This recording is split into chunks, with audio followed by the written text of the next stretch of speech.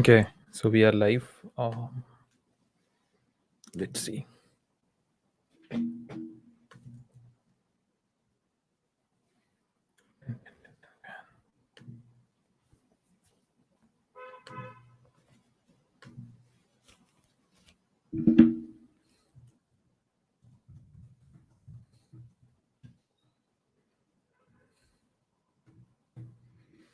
Okay, great.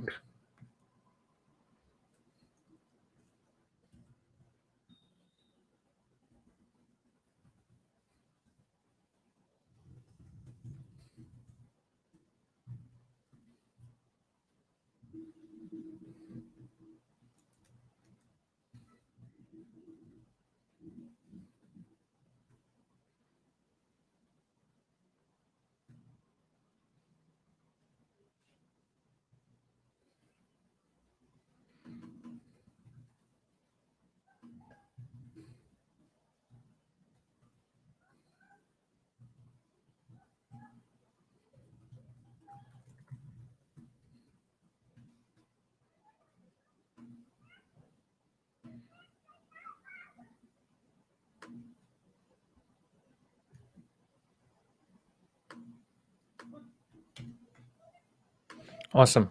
So now we are live, all set. Um, Let me know, guys, if you can hear me, if you can see me. Put in a comment in the chat. This is we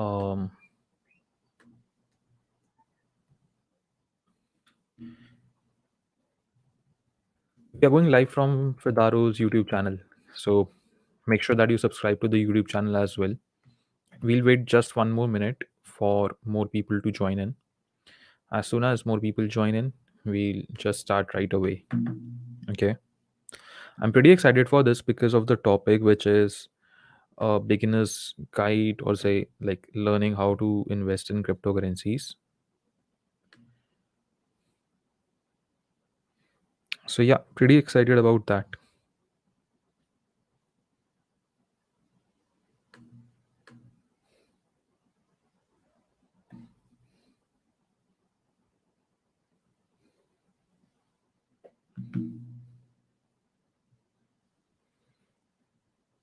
Also, if you want to invite your friends, you can do that. Just make sure that you're inviting in your friends to this live. The more people we have, the better it is going to be. Also, um, let me know if you have gone through the cliff notes that we shared earlier.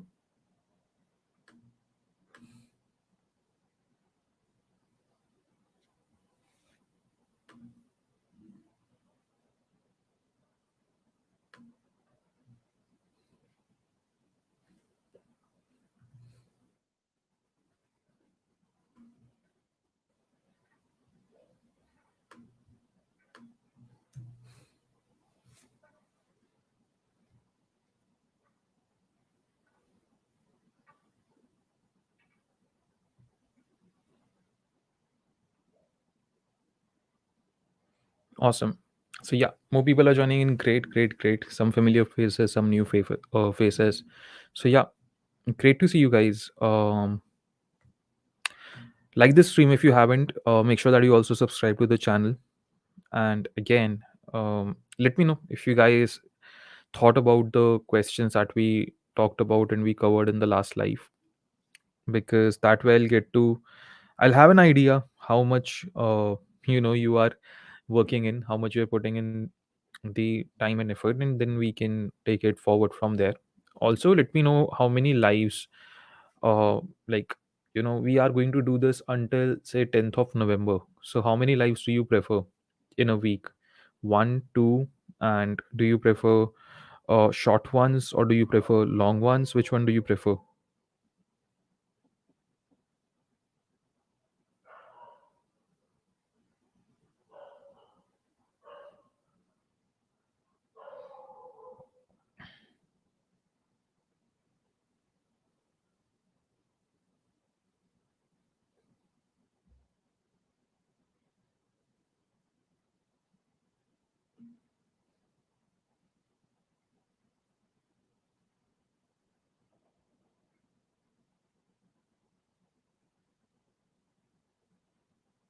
Short and frequent keeps the momentum up. Okay. So when you say short and frequent, how often, like once a week, twice a week, what's that frequent for you?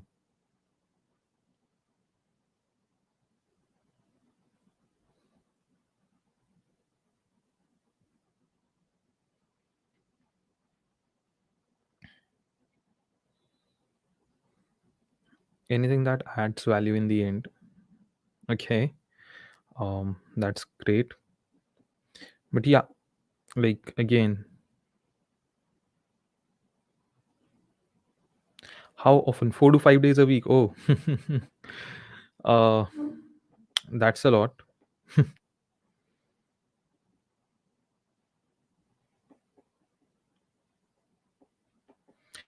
to 3 times a week gives enough time to read and keep it flexible.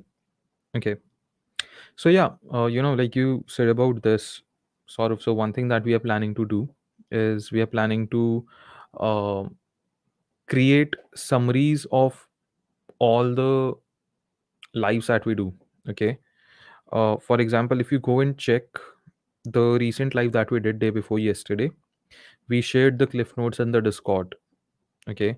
So that is something that we are planning to do for all the lives that we do. So this way, what will happen is people who cannot make it to the live, they will also have the recording. They'll also have the cliff notes, and similarly, people who were on the live, they don't need to take notes, because otherwise, what happens is we are always in a rush. We are always in a hurry to take notes, and whenever we are in a rush to take notes, I don't ever believe that we learn, because I think then we are always more focused towards jotting down rather than learning stuff. This is just my personal belief. uh, but yeah, this is what I have seen.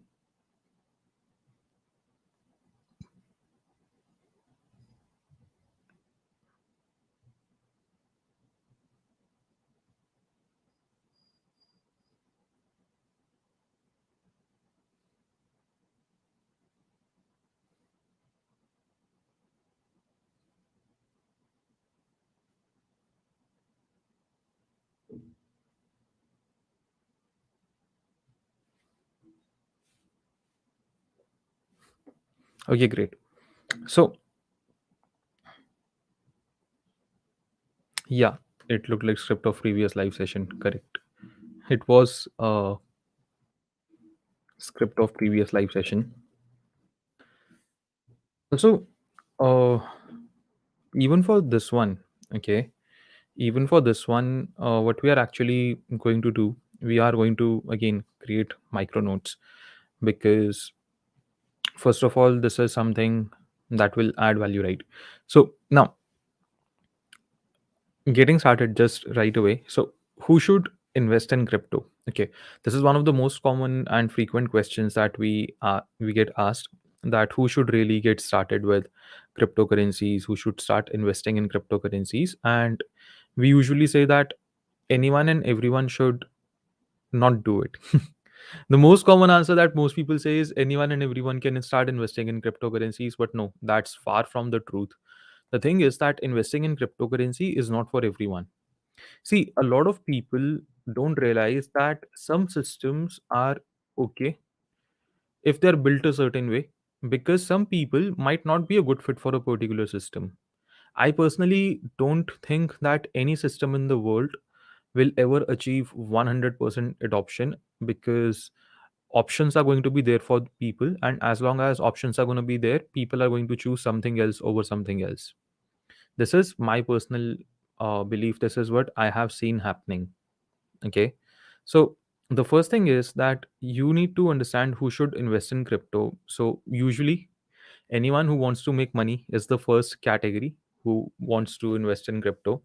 Then secondly, anyone who wants to learn the technology is again a great candidate to invest in crypto. Anyone who's just curious, someone who's just curious to get started with crypto, they also can start.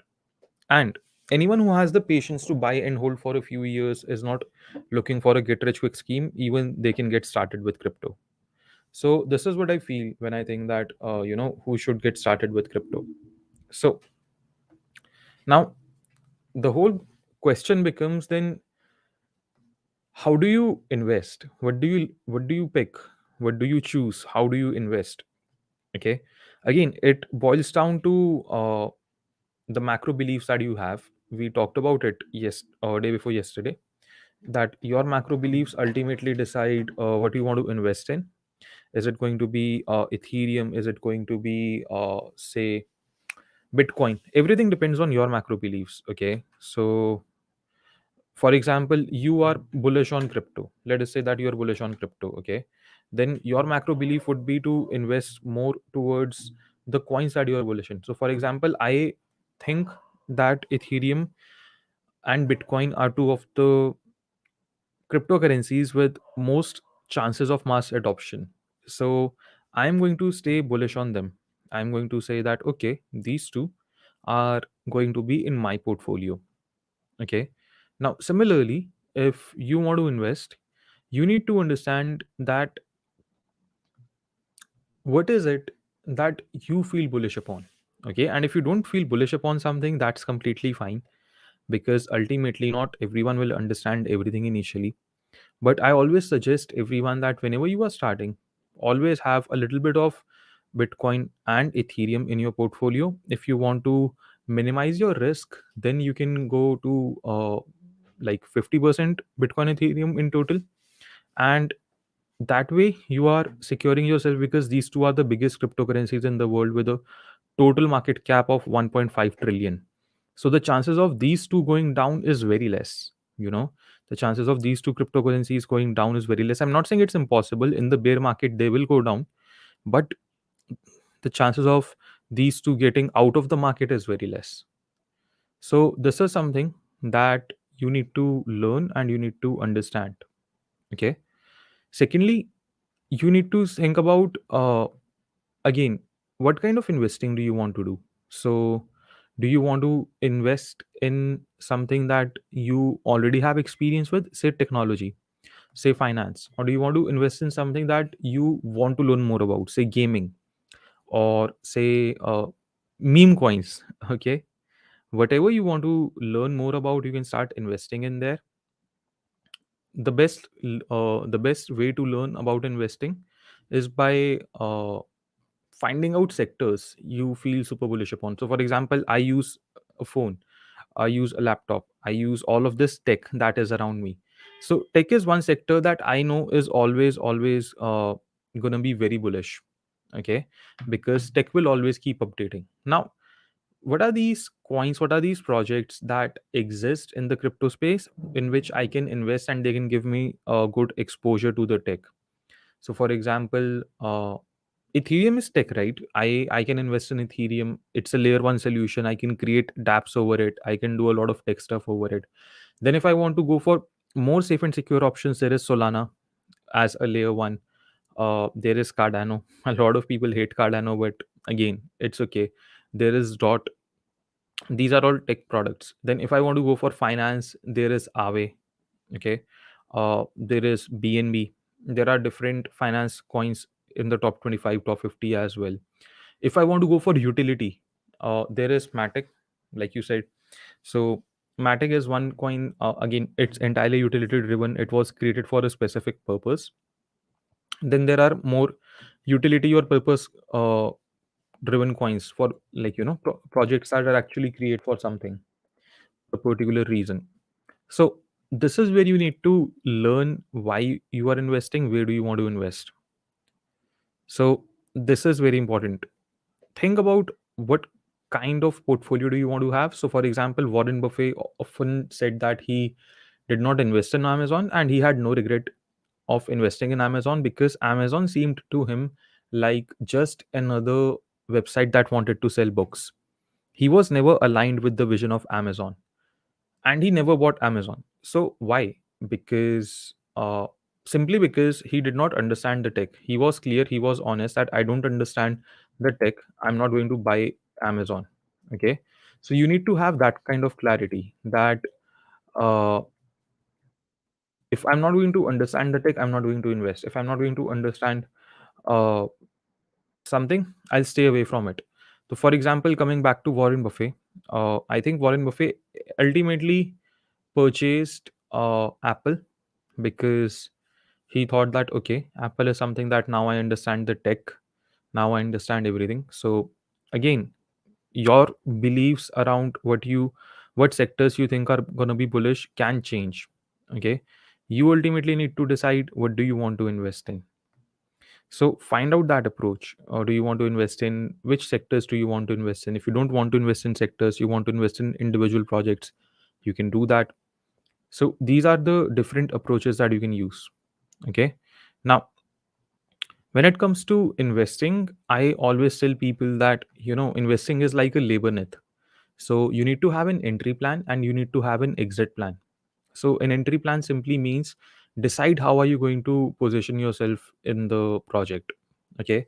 So might be that a project is just listed on Binance, and how are you going to buy this? You're going to buy, say, a project that is like, you have say $100. Okay. You buy $20 of it, and then you say, okay, I'll wait for it, because usually a pattern that happens is when a project gets listed on Binance, it goes up for a few minutes and then it goes down. So I'll probably wait for it to dump down a little bit, and then I would invest more in it. And then you ultimately keep $20 out of $100 to buy the dip. And you say that, okay, so for example, this project, my first entry point was at, say, $10. Okay. Now, here is where you need to decide. Do you want to accumulate this? Do you want to dollar cost average this? What do you want to do? Or do you want to do both? Because accumulation can also lead to dollar cost averaging. Okay. But it's necessarily not the same thing. So think about it. What do you want more of to do? Do you want to accumulate a project? Do you want to do dollar cost averaging? Because if you bought something at 10, buying at 9.5 again or 9 again only makes sense if you're accumulating. But if you bought it at, say, 7 again or 6.5, it simply means that you are trying to do dollar cost averaging, which is smart. But you have to be clear again, which one are you going for? Are you going for dollar cost averaging? Are you going for accumulation? And then you can spread your money accordingly. So for example, if you're going for accumulation and say you have $100, you can say I'll keep accumulating this for the next 1 month, for the next 2 months, for the next 3 months, and I'll buy once a week, maybe twice a week. And that way you can keep buying. So this is something you have to be very clear about. So for example, when it's a bear market, I focus more on accumulation. Okay. And of course, when I'm accumulating, say, over a span of a few months, I'm also going to be doing dollar cost averaging. That is my whole idea with accumulating. So for example, a bear market is usually 2 years long. Okay, let's say it's 2 years long, it gives us 24 months. Now I don't want to keep accumulating for 24 months. What I really focus on is start accumulating when a bottom is setting in, and then keep investing from there on. So say I start investing in when the bottom is formed, and I keep investing for the next 4 months. I keep accumulating. Now my accumulation zone has been filled. So every project has an accumulation zone for you. Say a Cardano at $3 does not seem to me that enticing as when it was at 20 cents. Okay. Similarly, dot at, I would say, $100 might not make a lot of sense to me when it was, and made more sense to me when it was just 20, 18. Or sushi swap at $10 right now, $11 right now makes a lot of sense for me. This is a no brainer for me. So you need to understand that buying range for every project that you have, and then keep accumulating from there on. Okay. And if it goes down 30%, 40%, you can always do dollar cost averaging. Let me know if that makes sense to you.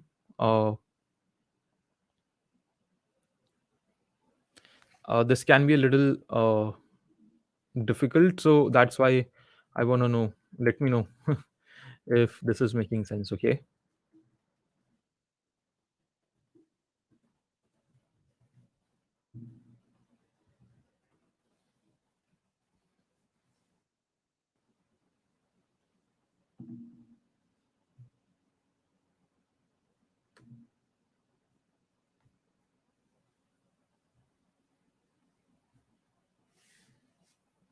Great. So just be clear that what do you want to do. Do you want to accumulate? Do you want to dollar cost average? Do you want to just keep on buying the dip? So for example, one of my friends based in US, what he does is he only focuses on buying the dips. So whenever he sees a new all-time high being made, or whenever he sees the price has been going up since the last few weeks or the last few months, he simply puts in order 30 to 40% below the current price. So, say Bitcoin right now is at $80,000. So, he would start putting in his orders from $56,000 all the way up to, say, $40,000.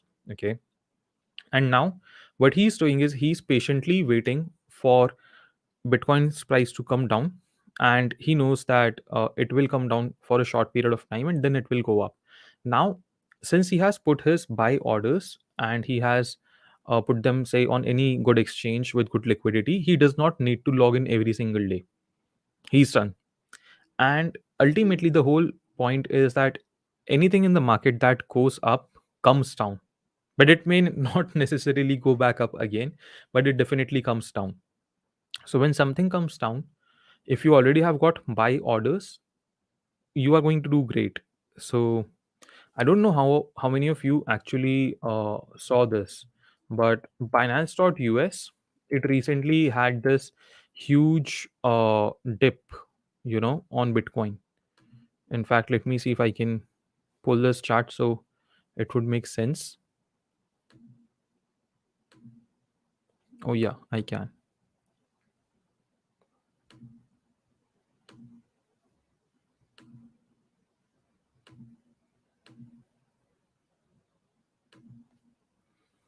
Great. So as you can see, Binance.us recently had a huge dip. Okay, let me clear this. Okay, we don't want this. And let's go on the hourly.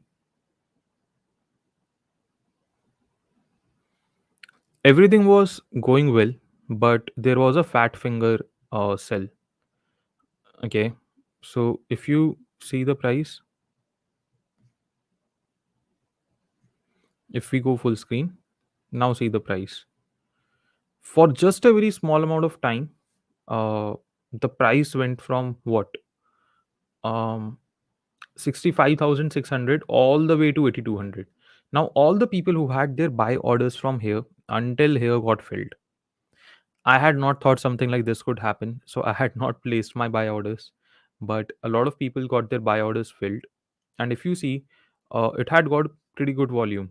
Okay, it had got a volume of 772 Bitcoin. That's, I think, a few $1 million. In fact, if we want to go for 15 minutes and see that wick again, um, let me show to you.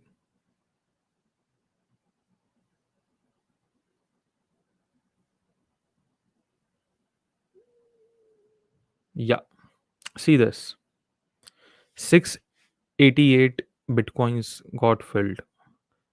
So if we simply think of how many people I know, people who were able to get in at 12,000, people who were able to get in at 15,000, even some people who were able to get at $8,500. I know of such people.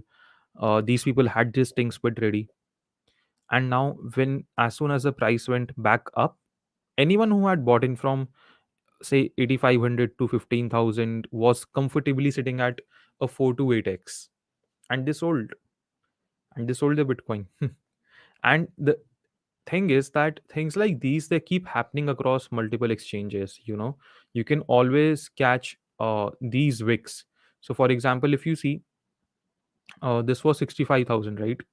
No one had thought that Bitcoin could so fast come back to, say, 30,000, but again, this was a wick. We got it at 30,000, and when it did, a lot of people were surprised. People were like, oh my god, how did this happen? But my orders at 30,000 had got filled. 30,500, I think, somewhere around, maybe here, I don't remember exactly what date, but some of my orders had got filled. Similarly, when we had reached here this level, 52,000, no one would have expected that it would go down to 42,000 in the very next day. Because from here, if we think from here, 29 or 30,000, we had gone all the way up to 52, 53. This was 80% gain in what? 21, and in maybe 18 20 days, in 20 days bitcoin went up by 80% and then fell down by 20% in just 1 hour. This was all in 15 minutes. In fact, I remember I was uh, chatting in Discord when this happened. So my whole point is, whenever you see a rally happening, my common sense would have should have told me that I should have placed an order like this, because bitcoin had gone all the way from 40,000 to 67,000, which is what, um, almost 70%. So we were likely to see a 30-40% drop at some time. But I was not using binance.us, but now I have placed my buy orders in 52 to 55,000 range. I don't know when they would be filled, but whenever they get filled, it would be a good spot for me to accumulate. So this is what accumulation means. Accumulation simply means, or even buying the dip simply means that you are being patient enough. You understand that okay, this can take time, but I'll patiently wait it out. I'm in no rush, and whenever it happens, it's okay. So this is one thing that you can do. Okay. Now, as it comes for your, like I said, entry strategy simply keep, keep accumulating, keep buying, and leave 20% of your money in fiat or USDT to buy the dip. But at the same time, when it comes for your exit strategy, you need to think about what do you need to what do you need to do. Okay, so for example, again, some people recommend taking profits at intervals, some people take profits at 20-40%. Everyone has different strategy. I know of some people who haven't taken any profits and they had bought in at 2020 March. I know of one guy in a group I'm part of, and some of our Discord friends are also a part of. Uh, he had been accumulating Solana, I think, when it was under $18, and he's sitting over 6-7 figures in profits. He's not selling. So exit strategy is simply going to help you to understand when to sell. A lot of people in 2017 became bag holders because they did not know when to take an exit. And this is the worst thing anyone can do. Learning when to take an exit is extremely, extremely important.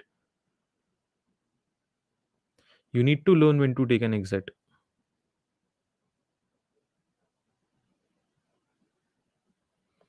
Your exit strategy can be that I want to go for, say, 50%. Like, one thing that I do is I remove 50% at 2x. Then I keep on removing something or the other every 5, every x. Okay, so for example, on 3x, I would simply remove another 5%, another 10%. That's what I would do on a 3x. So this is what you need to identify for yourself. What is your exit strategy going to be? At what benchmark you are going to sell? A lot of people have different exit strategies. Some people, just like they do dollar cost averaging to get in, say for example, they were getting in 5 different positions, they would get out at 5 different target profit points. If some people were using weekly SIPs, they would go and get out at, again, week by week by week. They would not spend a lot of time stressing about it. Every Monday they would take out, say, 5% of their portfolio or 10% of their portfolio. So this is what you need to think about. This is what you need to figure out. Ultimately, it totally depends on you. What do you want to do? How do you want to take an exit? Now, let me know if you have any questions about this. Okay. If you have any questions about exit strategy, or if you have any questions about the entry strategy.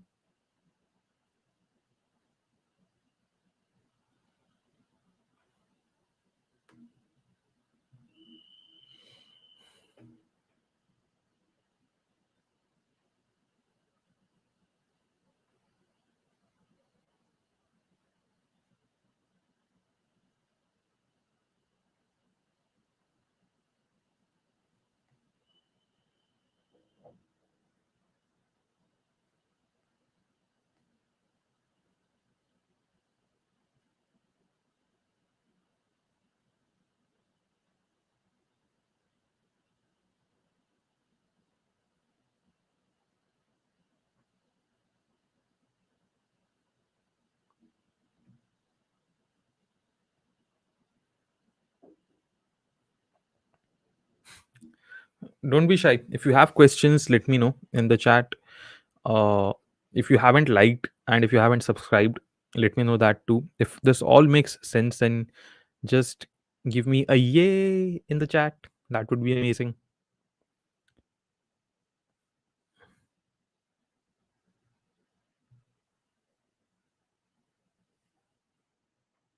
Also, we would be doing the next of this on Thursday, and then probably one last for the week on Saturday. Okay,